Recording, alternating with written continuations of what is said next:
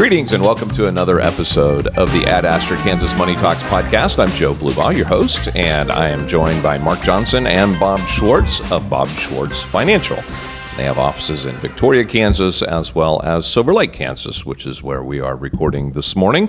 And you can find out more what these gentlemen do and the services they provide at bobschwartzfinancial.com. All their contact information is on there, and that's the best way to get a hold of them. So if you're watching us on YouTube, we'd really appreciate it if you subscribe, give us a thumbs up.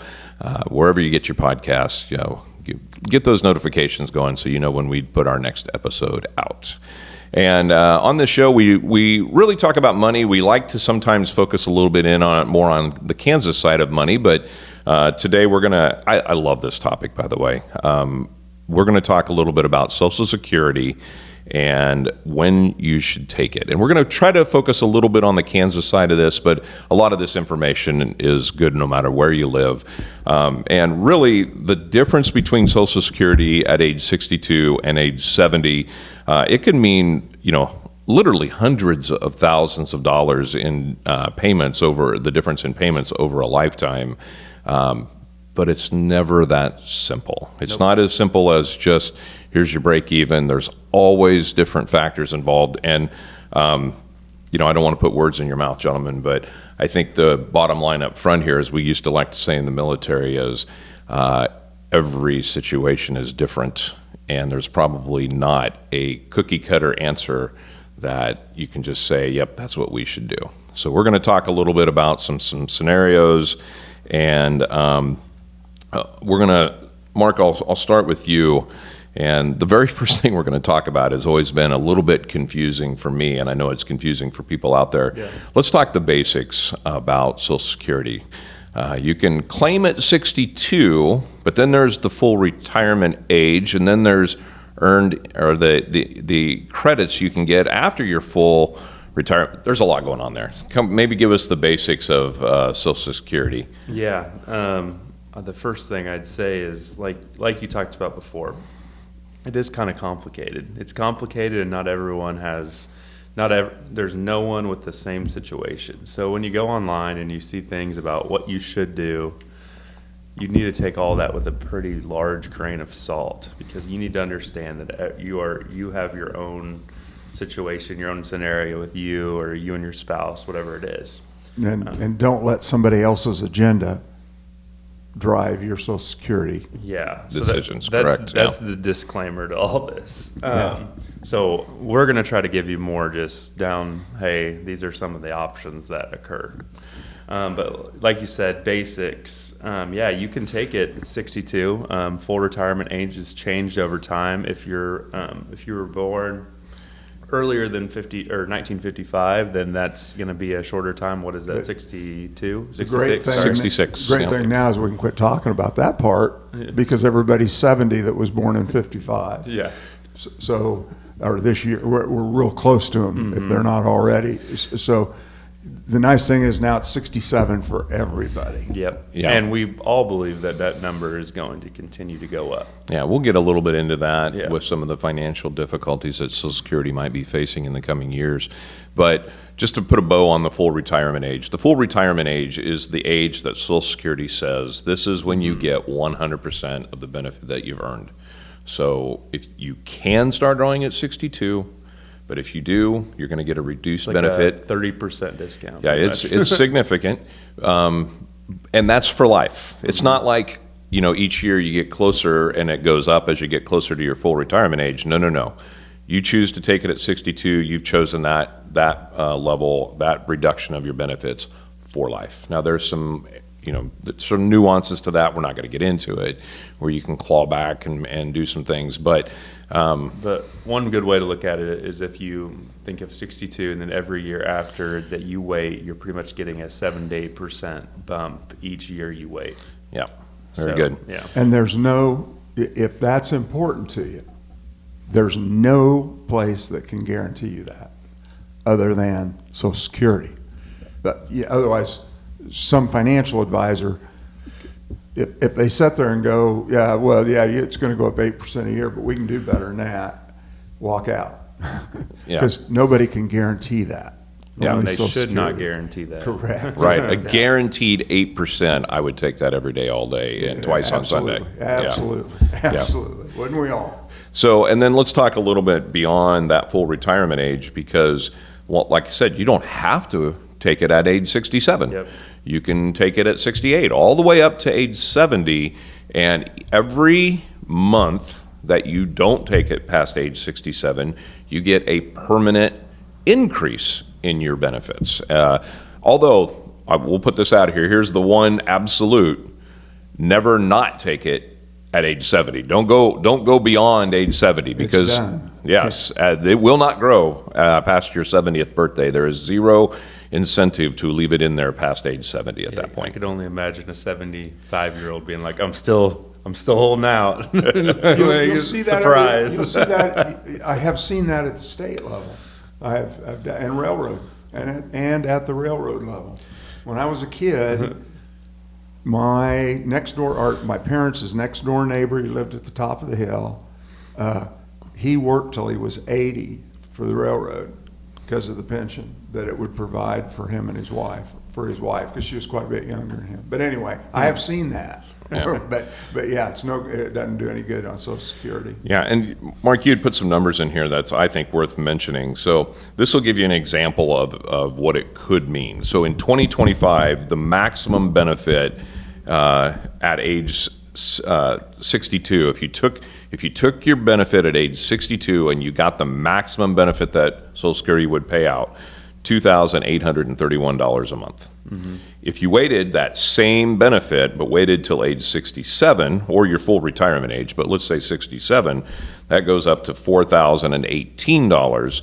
And then if you waited to age 70 and let those credits grow, it actually jumps to $5,108 a month. So the difference between age 62 and age 70 is very significant. Yeah. And if you're someone listening that's like, well, why wouldn't I just wait till 70? Why in the world would I do that? Well, life, Right. retirement. Right. There are a lot of things that come up where people want to take it early. Yeah. And it makes sense for a lot of people to take it And this early. is where you already mentioned it, but we're going to say this a gajillion times during this episode. Each individual case matters. Yeah. So, for example, you might not need to draw your Social Security at age 62. You might be, financially in great shape, but you've got major health concerns. And if you don't think that you're going to live, to age 70 or maybe 5 or 6 years beyond age 70, it makes sense in that situation to take it early. So once again, so many different things to look at there. Well, and then also about bridging. Let's say somebody wants to retire at 62, and they're thinking, I'm going to budget in Social Security. Well, maybe they can get that income from another asset base to cover until they're 66 or 67, and of course, we haven't addressed working part-time, or working full-time can make a difference on whether you take it or not. Yeah. Right. As a matter of fact, if you're still working, you're not going to want to take it at 63 if you're still working full-time. Right. And I guess now's a good time we can talk about that. So, and I'm totally blanking on the term, but if you are under your full retirement age, for once again, most people that's going to be 67, and you're drawing Social Security but working, there are some maximums that you can make before they start offsetting your Social Security payment. So, and once I don't have the numbers in front of me, but it's a fairly small number. So if I think it's Did I jump the monkey there? Is No, that you're down- good. No. down at the end? Yeah, you can make up to, I think now it's 25,000, but I don't Supposed know to be, yeah. for sure what it is. But once you earn over that, they take back $1 for every $2 that you make. Now you get that back on the end run. Right, correct. But you don't get it, during that period of time that you took it, which was probably to supplement your income. So for most people, I have not seen a case where somebody said, well, I'm going to keep working full time and go ahead and pay that penalty, and where it made any sense. Right. Now, if you're over your full retirement age, that provision goes away. Once you can make turn as 67, you can make as much as you much want. money as you want and still draw your Social Security. Correct. And not be penalized for it. You can be charged a surcharge. So, right. No tax penalty. So that's subject for another Yeah, episode, Bob. So let's talk specifically to Kansas. Kansas was one of, gosh, I think it was right at 10 states. Yeah, it was less than 10, I think it was 10 or 14. It wasn't very many states that charge tax Social Security. Kansas just recently did away with this. So now we in Kansas get to benefit as well from no state taxes on Social Security. So that's another thing to keep in mind as you're deciding on whether or not you want to, take your Social Security at a certain age. That is a benefit that we now have in Kansas. Some other things to think about. I think it's very specific to your case, but one thing to think about, we kind of mentioned on it, is life expectancy. But Mark, in Kansas, we actually have a little bit higher than average life expectancy. Yeah, at 70, pretty much 78 years. Rural western Kansas is a little bit lower. You don't probably have access to, maybe the hospital 10 minutes away, whatever that is, whatever the case being. But yeah, we're living longer, more and more. This generation, like each generation, is going to continue probably living longer and longer as medicine advances. So that has a huge, when you're thinking about Social Security and do I want to take it at 70 and will I only get to use it for 7 years, or if I'm in poor health or I'm in great health, whatever that is. But in Kansas in general, whatever that payment goes a lot further than, let's say, some of our other states on either of the coasts. Yeah, and I was just going to bring that up, Bob, because it's not something you hear a lot about when you talk about Social Security benefits and when to claim, but cost of living in Kansas is much cheaper than on the coast, and that does make a difference because you can live a little bit better on less money if the cost of living is lower. If I live in California or I live here or I live in Florida, my Social Security is exactly the same. And out of those two states I just named, it's a lot cheaper to live here than it is to live in either one of those states. So it becomes much, much more important to manage to manage your investment life better than maybe you need to in an Oklahoma or a Kansas or Nebraska where it's a little cheaper to live. But that doesn't take away the need for investing and for your future. You brought up something earlier that made a lot of sense in terms of when to take Social Security. If you're going to come in, we've had people come in here and go, well, I'm taking Social Security because the government's going broke, or they're not going to have Social Security 20 years from now. They were saying that, as we talked about a little bit earlier, as I told you guys, I'm almost 49 years in, and I heard that the first week I was in the industry. Social Security's going broke. It's not going to be there, Bob, when you get Social Security. Well, you know what? It's still here. And it'll be here when our kids get it. I don't know what, it's going to be different, just like mine's different than it was back then. But it'll be there because it's it's the part that the government's afraid to address. But at some point in time, the train is they're going to hit, and they're going to need to do something about it. But don't take your Social Security at 62 because you think it's going to go away. Right, and that's it's worth addressing. So the Social Security, they're taking taxes in every day, and they're paying benefits out, and what they're bringing in compared to what they're taking out, it doesn't keep up. So you have the trust fund, and that trust fund is, has got money in it, and it is at the current rate the projections are, and please don't quote me on this, but I think it's 2037. That trust fund is projected to run out of money. So that's what people point to when they say it's insolvent and it's going to go belly. We all think that there's going to be changes to make that, there's going to have to be something. But let's just say worst case scenario, they don't do anything. The trust fund goes broke, and now they can only pay out the same, they're bringing in $100, they're sending out $100. Sure.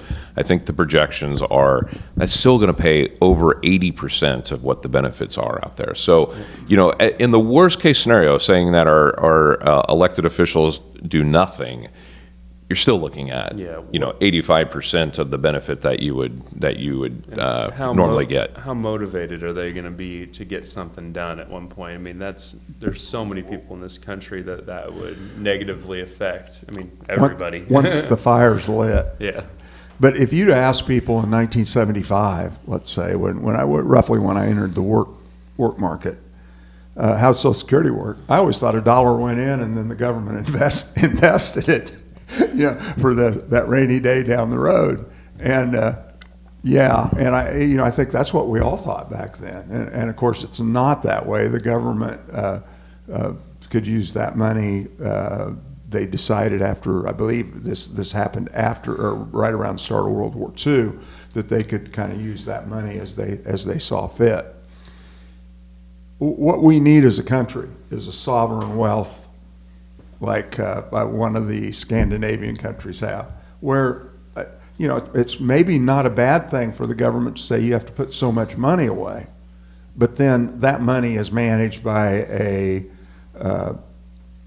by investment managers who do not work for the government, who are not government. How do I want to say it? They're not elected.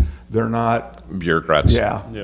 They're people that manage money for a living. And one of the things they're talking about now, and I'm getting way off course, but is this young people's retirement savings accounts. Dell gave a fantastic idea, fantastic.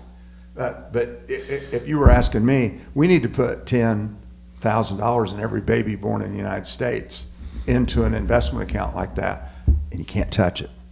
You can't touch it. You can't touch it for college, for trade school, for hospitalization. For your first house, none of that. That's your retirement. That is your retirement. And it goes into a tracking, non-government touching type of thing and let it run. So it's an index fund, whatever that is. And the government would find out, gee whiz, we took care of retirement. But that's too simple. And it makes way too much sense. Can the country afford that? We can afford to just do anything we want when we want to, it seems like. Somebody's just got to want to do that badly. Well, and there's a few other things. I mean, that's a great idea, and I do like the idea of what they're doing, and we'll see if that can maybe draw some momentum to that. But things that the government can do to help fix Social Security, there's a lot of different things, but I do believe that there is a cap on how much you pay into Social Security every year. So if you're a high earner, at some point you cap out and you don't pay in. I can see that being tweaked. Full retirement age will probably continue to, it's already gone from, at one point it was 62, then it was, creeped up to 66, now 67. When I was a kid, it was 65, and then when I was young, they made it 66. Yeah. So Mark will probably not be able to get full retirement age at age 67. So No. No, I'm gonna. You know what I'm gonna guess it's gonna be 68. Because that's how they've done it, 1 year at a time, and then it goes for about a generation, and then they raise it again. One thing that you talk about, that some of the things the government can do, I believe, I don't know what the cap is, but if you make over $175,000, let's say, you've maxed out your Social Security contribution. Mm-hmm. You have not maxed out your Medicare. Medicare is 1/4%, doesn't matter how much you make. So the wealthiest income people in the United States are paying 1/4% of their money to Medicare, still going broke rapidly. But that would be one great thing to do is you're a CEO making $3 million.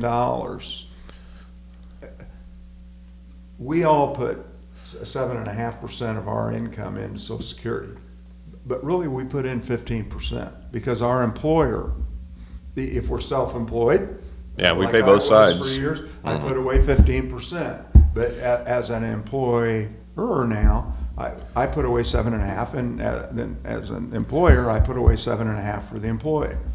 Well, if you took somebody making $3 million a year and said, you've got to put 7.5% of your money in the Social Security system, make a huge difference. Yeah. Because there's a lot of people making that much money in this country. Yep. Yeah. Yeah, so that's another area where they could definitely, probably one that's a little less palatable is if you're not familiar, Social Security benefits are only taxed at the maximum 85% for, and it's a sliding scale. If you're a lower income earner, you can have zero tax on your Social Security, all the way up to 85%. It's a pretty quick. I think most people pay 85% because it's a pretty small number to get to the point where you max out where you have to pay. Most people pay taxes 15%. So, and so in essence, Joe, what does that mean we're doing? We're having happen what happened in 1770. We're getting double taxed. Double tax, absolutely. Because we got taxed putting money into Social Security. And then you're we're getting getting taxed on the 15%. But I could see a scenario where they decide we're going to do away with the 85% and take that up to 100%. Absolutely. 100% of it taxed. And as somebody that still works and is over Social Security age, I would support that. Not very many people my age would, because most of us are retired. Right. And it's not going to be very popular because us older folks have time to bark. Yeah. Let's, as we kind of get to the last third of our program here, let's talk a little bit about some of the factors that maybe can help you decide. And once again, let's put that caveat out there. This is not us recommending you do any one of these things because it is so dependent on your situation. These are just some factors to consider in your own situation. So, Mark, the first thing we've kind of touched on it, but health and longevity is a huge part of that. Yeah. Does your family have a history of cancer, heart disease? Are you guys diabetic? I mean, those things matter when you're thinking about life expectancy. Those are conversations that a lot of people are afraid to have. Like, that's the number one thing I feel like when we talk to people. They don't want to talk about death or dying. Estate planning is hard for people sometimes just because the conversation of death comes up. But when you're thinking about your Social Security, you need to have those things in mind because you don't want to just never be able to even take what you worked for, Right. Yeah, take advantage of Mark that. and I had opportunity to work with a couple this year, and she has cancer, and they're in between. They're not full retirement age yet, and they go, "We're going to go ahead and take it because we don't know what the future looks like." I mean, absolutely. I mean, we're totally in agreement with what a client wants to do, unless it's really unless they're looking at it from in a way that they shouldn't have. But yeah, health. Sometimes people. Matter of fact, I was talking to him on the phone this morning before we started. Everybody in my family's died at 60. I'm taking my Social Security at 62. He's now 78. But he's happy he took it at 62 because every day he's breaking the record. Yeah, there you go. And spousal situation is another big thing. If you're single, totally different strategy because it gets very complicated when you got a spouse involved. Who was the higher earner? Yep. Are you both healthy? Is one significantly older than the other with your spouses? All those things are huge factors. Most people that we work with, when they come in, don't have any idea what happens when one passes away. Let's talk about that because it's a confusing subject in Social Security because you have a spousal benefit and you have a survivor benefit, and a lot of people think those are the same thing, and they are totally different. A spousal benefit has to do with if one of the members of the marriage made significantly less money than the other, and they're entitled to half of what their partner made. So if, let's say, for example, quick numbers, a spouse had a $4,000 benefit, and maybe the wife was a homemaker for most of their career. They qualified for Social Security, but their benefit is only $1,000. Then when they claim, and it all makes a difference when you claim, but generally speaking, the spouse is entitled to up to half of what the other spouse made. So instead of $1,000, they would get $2,000. Now, a survivor benefit, totally different situation. Same situation. You've got a $4,000 earner and a $1,000 earner, or even a $2,000. It doesn't really matter the number over here. Whichever the bigger one is, let's say that the $4,000 member of the family passes away, the spouse can automatically take his or her benefit. That person You only get start getting- one, Right. but you get the bigger of the You two. get the larger. So where we run into that, where it makes a difference when one of you take it, is we got a couple, let's say a couple of both school teachers. Both made the exact same amount of money, so they've got the exact same Social Security benefit. One of them needs to wait until later to take their Social Security benefit. Because, let's say it's $2,600 a month for each one of them at 62 or at 65 or what, at an age before full retirement age. They're going to have a situation where if one of them passes away, they're going to lose half their benefit. And if one of them delays getting it and lets that benefit rise or go up 8% a year, that could make a big difference in the income for the surviving spouse down the road.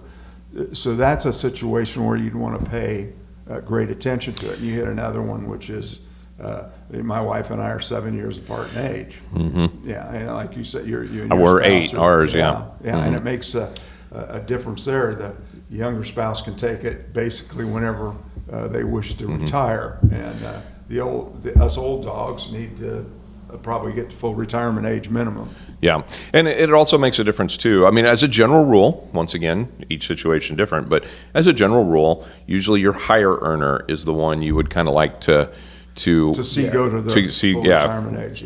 Take later to let it grow more. Of course, another part of this, Mark, is cash flow. Some people they either don't want to or just physically can't work anymore, and they might not have savings, and they would love to let it grow, but maybe they can't.